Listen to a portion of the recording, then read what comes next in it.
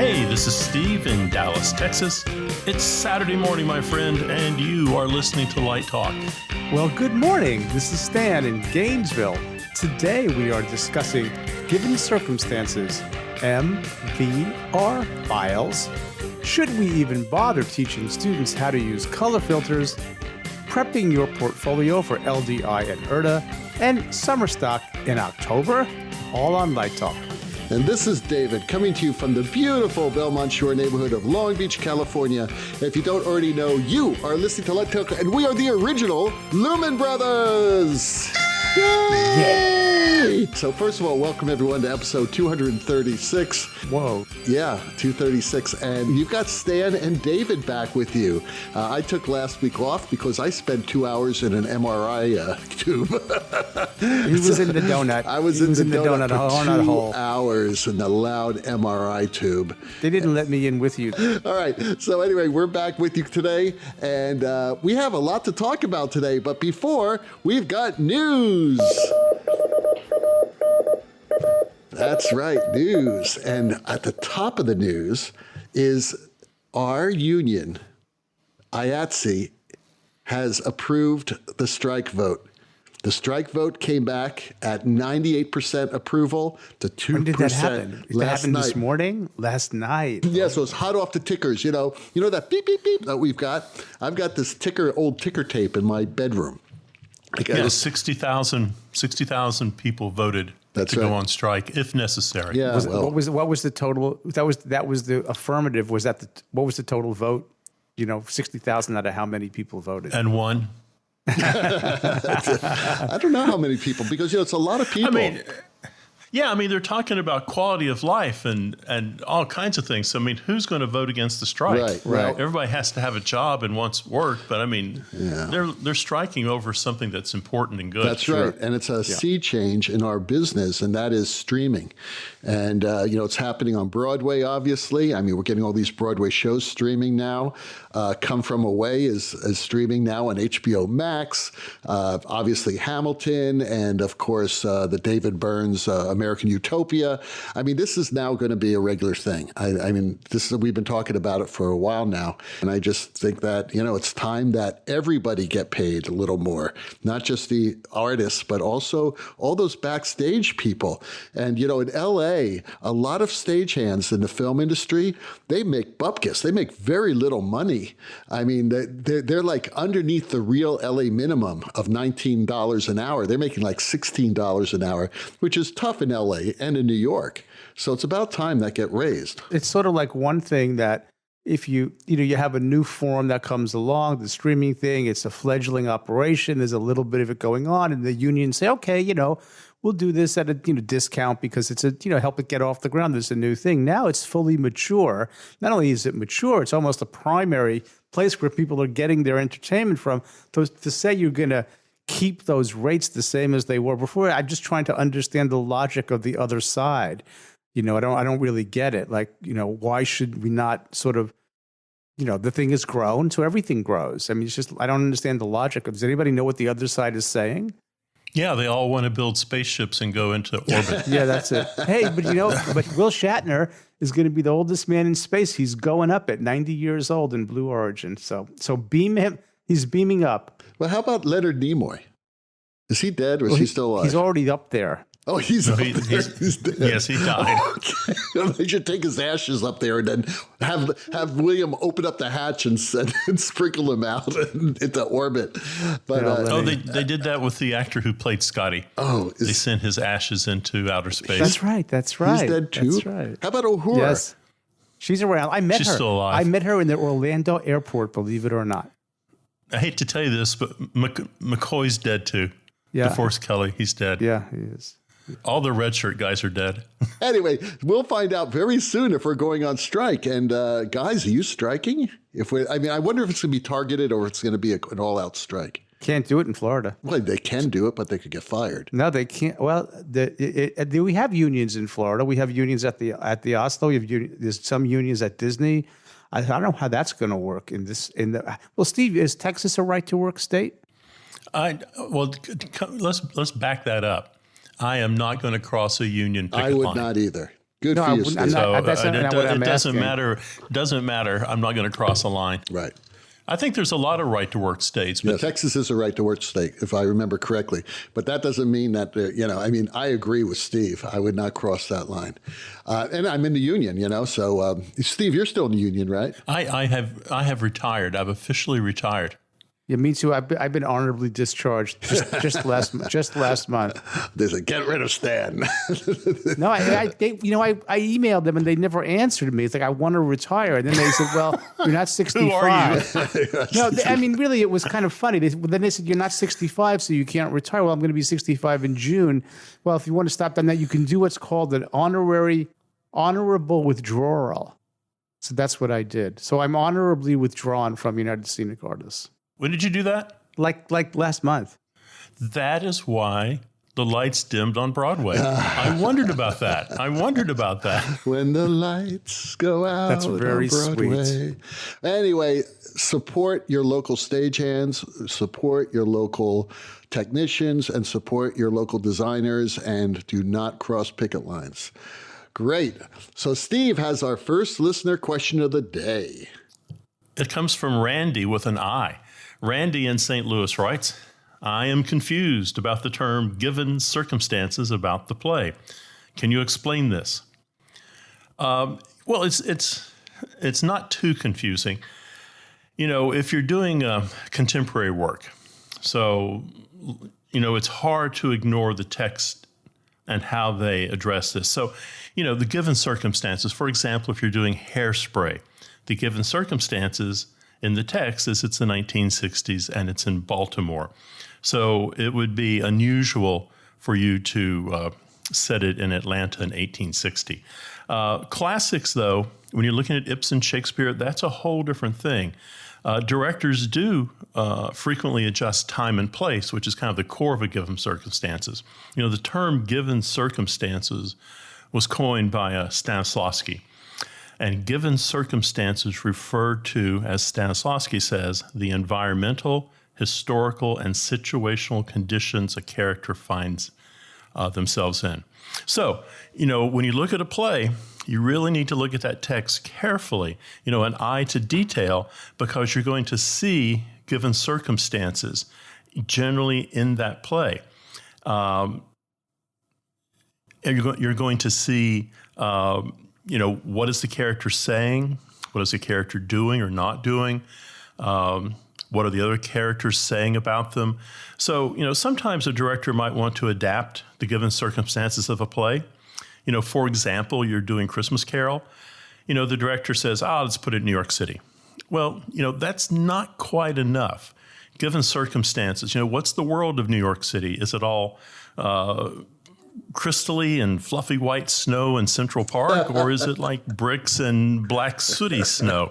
So the circumstances, the given circumstances, place, time, action, situation of the characters, that's all core to it, and you find it in the text.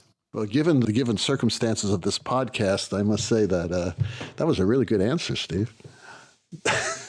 Well, I tip my hat to Konstantin Stanislavski. There you go. Thank God. Anybody for with a name Stanislavski. like Stanislavski's got to be okay by me. Well, Bernard in New Orleans writes, what the heck is a GDTF and an MDR file format? And why should that interest me as a designer programmer? Well, I'm glad you asked, because you'd be surprised. Or let me ask it this way. Bernard, have you ever had your artistic desires or process screwed up by something technical that wouldn't work, or you couldn't get one thing to work over there and something to work over there, and you just were pulling your hair out of your heads? Well, it happens all the time. And I'm just going to go back in history for a moment. And if you go back and listen to our episode with Steve Terry, when he describes the genesis of DMX, he tells us quite clearly about the mess that lighting control systems and dimmers had for a long, long, long time. And he strove to help create this thing called interoperability so that everybody's gear could work with everybody else's gear. And everybody didn't want to do it, and eventually it got done. And then everybody was happy in the long run, even though they were afraid of it at first. And so it actually grew our industry. So the general device type format is what the GDTF stands for. and the MVR, the My Virtual Rig file format, are sort of like the next iteration of where we experience this problem in our creative world and our technical world of interoperability. So have you ever patched the light in a lighting console and you put in what you think is the right personality, and then the damn thing, you put the strobe on and you get cyan, or you pan it and it tilts or whatever? That's a big problem. GDTF starts to help that problem. At MVR, let's say you work in Vectorworks and you do all your work there, and then you want to do some other work in a visualizer like Capture. Do I have to rebuild the whole thing? Well, that creates a problem. So MVR and GDTF create these interoperability connectivities between different softwares without the barriers that we currently experience. So I just want to say that this is good, because now, whatever software I'm working in, if I want to work in something else, to do something else, or somebody else wants to work in something else, we don't have that wall anymore. So I just will say, for me, I just started playing with this. It's only been out for about a year or less. It's in the early phases of development. And it also uses a file format called 3DS, which is for objects like furniture or scenery, that was developed by Autodesk. So this format uses these universal file formats. So I was saying, I've got this plot in Vectorworks, and I want to visualize it in something else. So I exported the MVR file, crossed my fingers, held my breath, spun around 3 times, waited for rain, and then opened it up in another software. And lo and behold, it came in smooth as silk. The fixtures came in. I could map them to the libraries in the other software. The objects came in perfectly. The layers were intact. It was like a dream come true. So now the argument and the conversation about what are you working in and what do you like to do this, and this starts to break down. So I think it's a great thing. I think it's going to really enhance our work in the future. Tony in Chicago writes, my students are already thinking about summer stock. What is your philosophy regarding summer stock and where they should apply, or does it matter? Well, I'm thinking it's October. First of all, my philosophy regarding summer work is it's fantastic. I've been doing summer work for like the past 40 years, maybe 50 years, a long time. And it's a great way to hone your chops and to get some design gigs too. I mean, you may come in as a master electrician, but maybe you can work out a situation where you design one of the shows. Some of the summer Shakespeare festivals, you could do stuff like that. The smaller ones, more regional ones. The larger ones, obviously, they're going to have professional designers do it.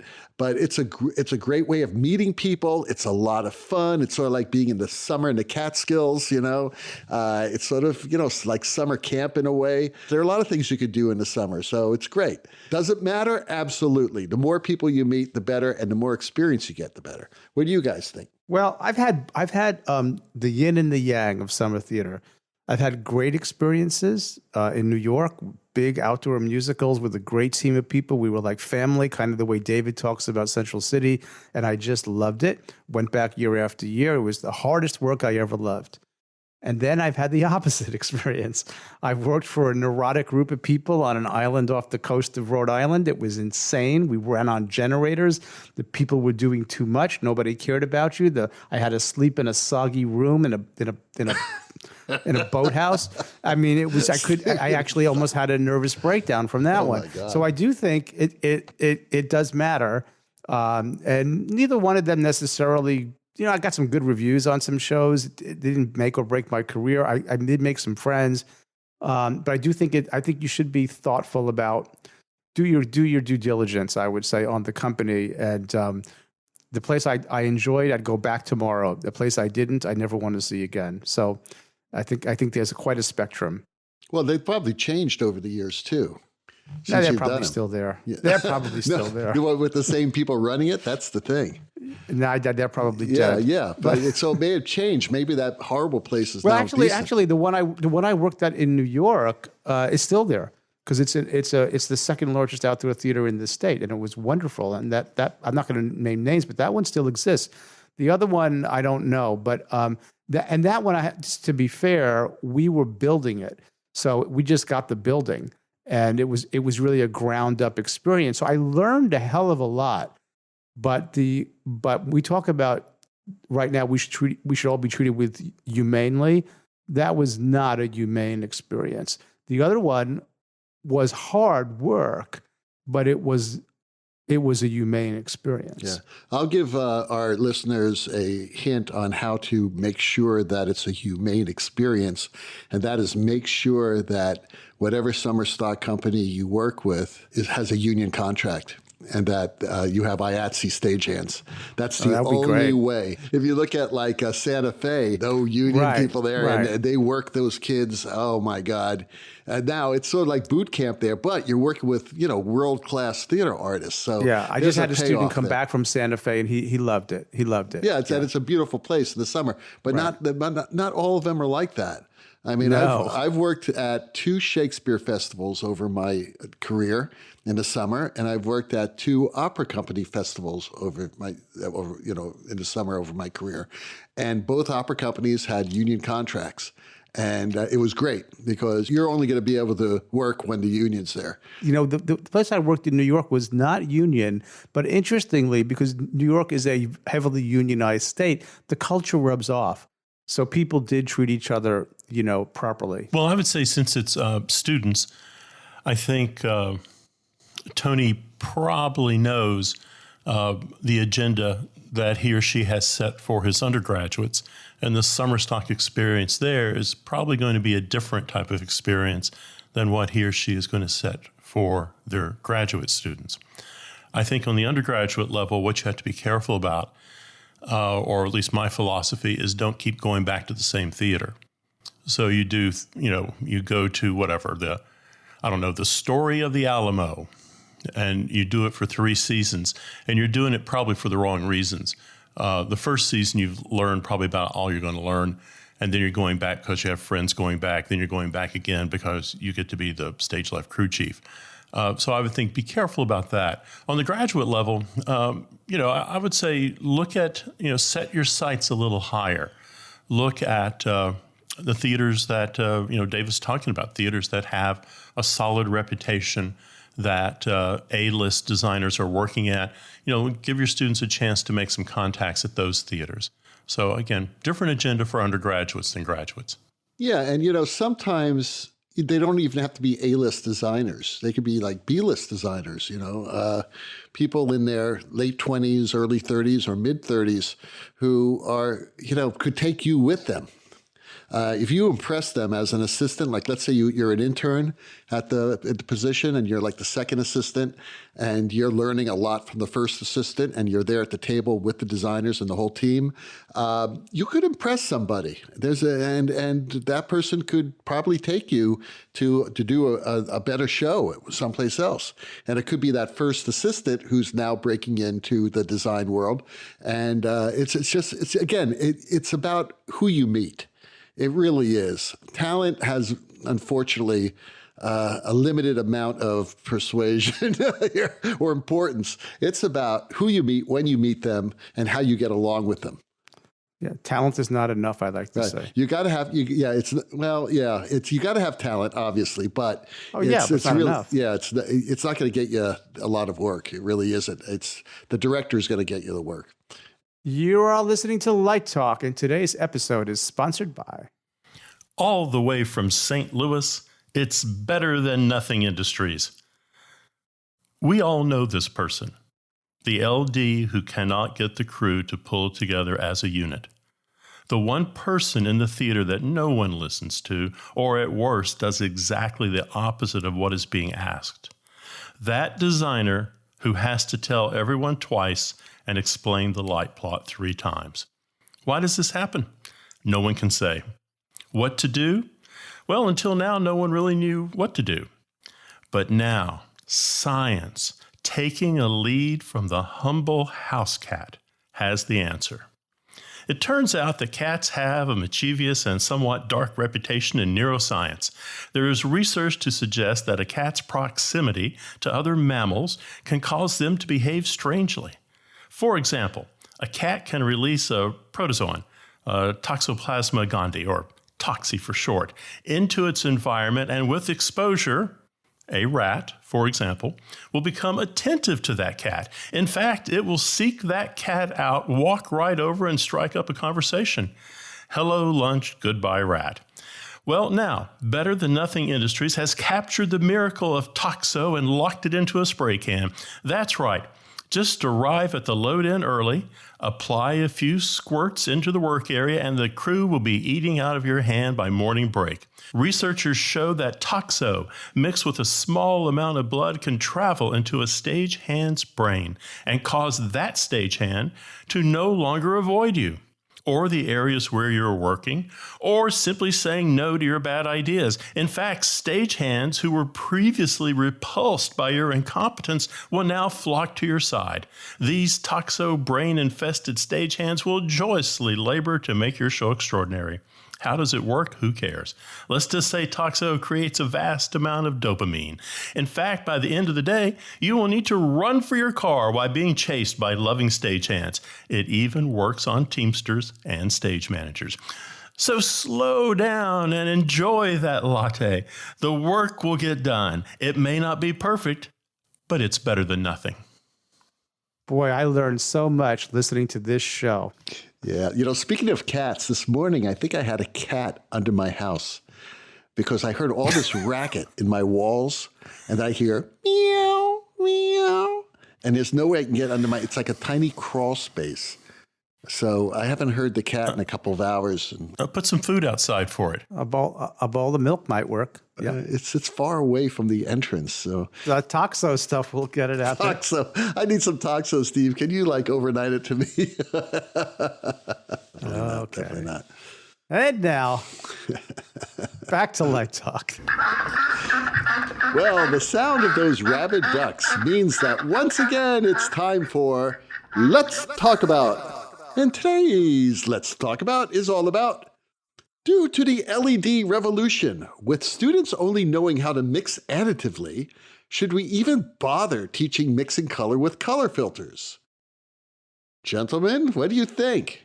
Well, this came up for me recently with a student who confessed, as I was sort of mentoring with color choices, said, you know, Professor K, I've never actually used the gel. And my jaw just sort of fell. And I went, seriously? And he said, yeah, my school only had LEDs. So we had no experience with gels. And I thought, oh my goodness, I have to think about this for a minute. Because that's the first time that's ever happened to me. But it's the sign of the times, because the only places that can afford LED lights are high schools and community colleges. He came from a small school in I think, Maryland, this particular student. Yeah, but they have money to buy LEDs. They had LEDs, yeah. He just never had the exposure to using gel. So it's just caused me to okay, all right, let's talk about how filters work, and let's talk about how filters are different from LEDs. And we had a great conversation, but he doesn't have any. He understands it cerebrally, but that's not the same as understanding it practically, on the ground, using the things differently. And I think even for us, we're making some adjustments to how we think. Are you guys making adjustments to the way you think about and teach color now? Of course. Yeah. I mean, here's the interesting thing. What's easier to teach, additive mixing or subtractive mixing? And I have my own opinion, but I'm just going to throw it out to you guys. What do you think is easier? I'm going to go with subtractive. That's how I grew up, subtractive, because that's what I was taught. But I think now is not the time to sell your gel. I think now's the time to buy your gel. And I think it comes back to how you're creating that image on stage. I think if you don't understand how gel works, I do think you're going to have trouble in, HMI. I think you're going to have trouble in photography. I think gel needs to be taught, and I think students need to wrap their head around it the same way they're wrapping their head around diachroics or wrapping their head around LED. It's just another brush in their paint bucket that they can work with. And I think the student who's never worked with traditional, conventional lights is at a disadvantage when he or she leaves the university if they continue on that path, simply because, as David brought up, yes, LED is probably the future until something better comes along, but there are hundreds and hundreds of theaters in this country that are still using tungsten lights and will continue to use them for the next 20 years. I mean, I have stuff in the Bob Hope Theater that's tungsten that's 40 years old that, I would love to get rid of, but it comes down to budget, and it still works. So I think gel is a really important tool to understand, and it'll come to an end eventually, but now's not the time. Long before LED, we had to learn additive mixing. And therefore, because when you mix two lights in the air, right? You mix a blue light with a red light and it's coming on and hitting the stage, it's going to turn lavender. It's a third color. Yeah, right. It's a third color. So that's always lighter, and that's additive mixing. Additive is crucial, and it was crucial when we were students as well. So you really have to teach both. And I agree with Steve. Even though the student stand came from a very wealthy high school, or maybe it was just a school that was lucky enough to have LEDs. No, he's a grad student now, and he's still using, to Steve's point, most of our rig, 80% of our rigs at Florida are still incandescent. So I'm not. So I. But you had to teach him. You had to teach him how to do subtractive. Yeah, I did. Right. So I did have to do a little remedial work there. Yeah, right. Absolutely. And I don't think he should go out not knowing that. But I did teach it to him. But it's still different when you're on the show and picking colors, and you actually see what it does and go, oh, that's not what I expect. That's not what I expected. They do need to learn it. We could speculate about how long it's going to be around. I don't think filters as a concept are ever going to go away. But how long will it be before the conversion is 100%? It depends on how much infrastructure spending gets passed. Mm-hmm. Well, so also interesting is I still use filters on LEDs. I mean, it's obviously you have beam shaping filters, and diffusions, but also sometimes if it's not really a good LED fixture, sometimes to just get that right color temperature, you have to use a filter. So that happens as well. Well, I mean, why are all the manufacturers making white LED fixtures? Right. Studios. Yeah, studio TV. Yeah. Well, and for theater, I mean, people have... The white source forward wasn't intended to go into a television studio. It was intended to go into a theater. So I think money has something to do with it. Philosophy has something to do with it. Clearly, ETC and Martin and Elation and Strand have all sunk money into a white LED engine. So there are people who want that. And they want to be able to use a color filter in front of it. Yeah, I haven't met any of them yet. Have you? Yeah, of course. There are people who want that because, we're just now getting to where, look at ETC's commercial on whatever the latest luster is. The X8. And they talk about that.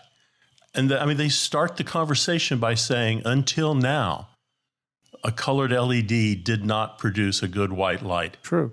And we have solved the problem. And good for them. I congratulate them. What about all these other color LEDs that they and Strand and Martin and Elation are all pumping out because they all had the same problems? But let me ask this question, Steve, because I think you raised an interesting point. I have not used a white LED rig or seen one that was basically, I put in white light LEDs and fixtures in various situations, but I haven't really seen any theater that's using a white light LED rig with filters. Have you, either of you, done that or seen that? Yes, I have. I've worked in some theaters that had white LED fixtures. I didn't say, oh, they did these, and this is not a color changing fixture, I'm not going to use it. No, they're great lights. No. I'm just curious. Yeah, absolutely. I'm not being. It's generally a question of curiosity. Have you seen that, and how does and did you enjoy it? How did it work? Yeah, it worked fine. You just have to use it in the right place. Sometimes it's a special, sometimes it's who knows. But and as long as you have a bank of them so that they can be all in the same system, you're going to be fine. Cool. Well, Steve has the last question of the day. Darla in Atlanta writes, I will be attending both the URTA and the LDI portfolio reviews in Las Vegas. What should I bring? I am looking for a grad program and, of course, any professional work I can get over the next 10 months. Well, it's good, Darla, that you've identified the two very different portfolio reviews you're going to. URTA is going to be for continuing of your education, and people who are looking to employ you are looking for the skill sets that you have right now. They're not looking to bring you in and necessarily train you how to do the job. But I mean, it goes without saying, the similarities between the two, you're going to need a resume. And I think I would, keep that down to a one-page resume. I wouldn't bring like a 10 or 15-page resume. Particularly for URTA, I don't know so much about the professional review, but I think it's a good thing to attach a small headshot, something like, a little 2-inch by 3-inch headshot or even smaller. I like looking at the resume and looking at the person when I'm, the photograph. I like remembering the person that I was talking to, and that helps jostle my memory a little bit. Portfolio, selected shots. Sometimes people call them curated shots. I would bring, for URTA, I would bring one show Bible. All your paperwork, magic sheets, hookup, instrument schedule, shop order, light plot. One. I don't need to see 15. It wouldn't hurt to have a couple letters of reference along with you, because someone, particularly a professional looking to employ you, might say, do you have any letters of reference, or can we contact your references? And they're probably going to anyhow. But if you can just whip out a couple letters there, you're just making it that much easier for them to hire you. They don't have to, go through the process necessarily of tracking down your references. You're just handing them everything they're asking for. The biggest mistake people make, I think, particularly at the URTA interviews, is they don't do any homework. So they have no idea who they're talking to, and they have no idea about the school. And it's pretty universal. I've talked to other schools about this. And actually, I was talking a few years ago to the guys at UCLA, and they said they were sitting there, and the student looked at them and said, "Does UCLA have a theater program?" So it's not just little teeny tiny schools they don't know about. They don't know about a lot of schools. So I would look at that URTA sheet. I would look at what the school has to offer, make some notes. You can target 4 or 5 schools. That's all right. But at least know why you're targeting them, and kind of look up the bios of the people that most likely are going to be interviewing you. And I bet you could probably get that interview list from URTA by this point. If a production company or designer is talking to you, it's the same thing. Kind of do your research. Find out, if it's, Gemini out of Dallas, then, you should know that they kind of own the metal market. That's an important little bit of information to have. And of course, feel free to ask questions. Ask questions about what the school is like, or if it's a professional job, ask questions about what your duties are going to be and what's expected of you. What do you guys think? Well, can I say something about the research thing? Because I think theater people are the worst when it comes to research. And it just drives me crazy. And this goes way beyond their experience as a student into their profession, into even interviewing for faculty positions. Now, the three of us have served on many search committees. How many people did you interview who did zero research on what type of shows you do, what type your program is, who the faculty is? I must tell you, I'm surprised all the time at these job applicants, who come in without knowing what's going on or who the faculty is, for God's sake. It's nuts. And I think what Steve says is really golden advice. Find out who the faculty is. Find out who Steve Woods is. Find out what shows he's done. What were the companies like? Do some research. Look at some of the shows he did. Same thing with Stan, because that will impress somebody, believe it or not. But more importantly, it will also tell the interviewer that you are a curious person. The other thing, if you're a student, and you probably already do this, if your professor is 30 years old and he or she says, oh, I went to University of Minnesota and it's the best school in the country. That's one thing, because they just graduated. But if your professor is 60 and says, oh, the University of Minnesota, the best school in the country, you got to say why. And if they start telling you about it, what it was like 40 years ago, right, then you need to do a little research on your own. But if the guy or girl just graduated and they're telling you about what it was 6 years ago, okay, I'm all in with that. But check your sources too. I hear that all the time. It's like, oh, this is the best school in the country. Who told you? Doc told me before he retired. Okay, well, there you go. On the very first day of Design Studio, and we team teach that, so there's several of us in the room, but I'll just use myself as an example. One of my colleagues will turn to the students, first question, first class, first semester. Who is Stan K?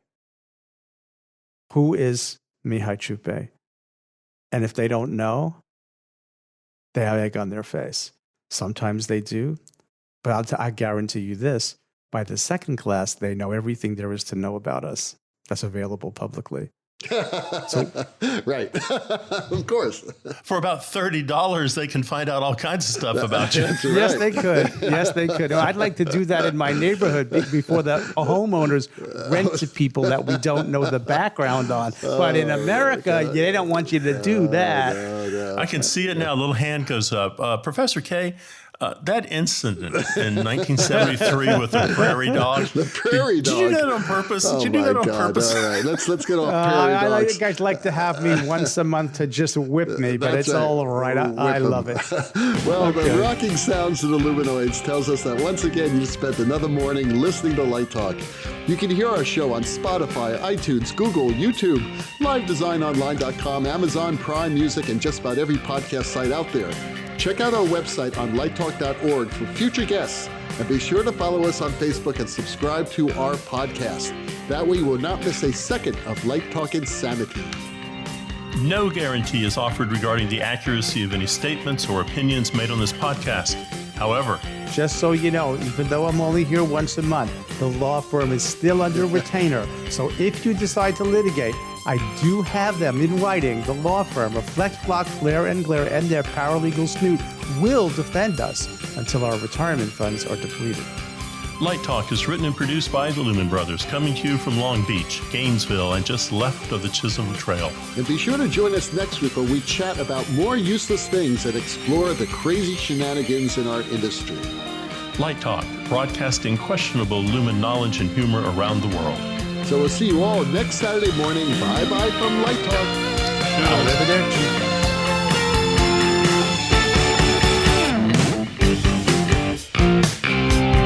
Light Talk.